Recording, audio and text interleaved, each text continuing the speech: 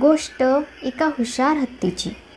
एका दाट जंगलात गज्जू नावाचा एक हुशार आणि मोठा हत्ती राहत होता. त्याच्या मजबूत सोंडेचा तो रोज उपयोग करत असे. पाण्याच्या झऱ्यातून पाणी पिणं, उंच झाडांवरून फळं तोडणं, चिखलात अडकलेल्या प्राण्यांना बाहेर काढणं, सगळं काही तो आपल्या सोंडेने सहज करत असे.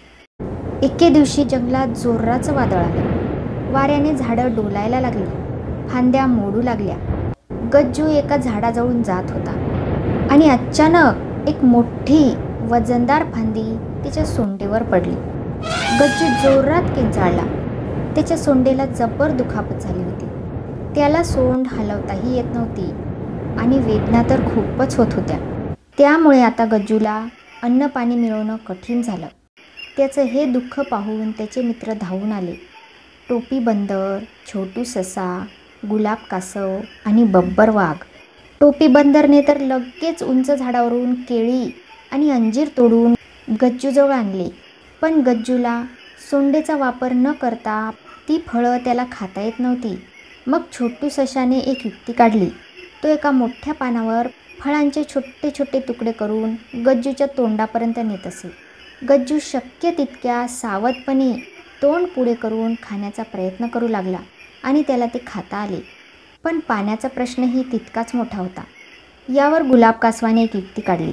त्याने नारळाचं कवच शोधून आणलं आणि त्यामध्ये तो झऱ्यातून पाणी भरून आणू लागला आणि टोपी बंदर ते पाणी गज्जूच्या तोंडात टाकू लागला.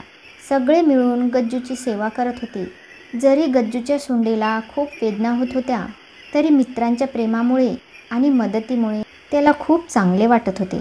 हळूहळू काही आठवड्यात गज्जूची सोंड बरी होऊ लागली.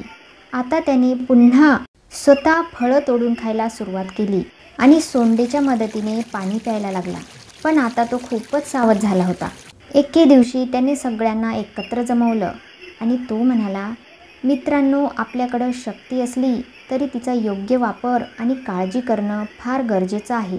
आज तुमच्यामुळेच मी बरा झालो आहे. खरी शक्ती म्हणजे एकमेकांची साथ.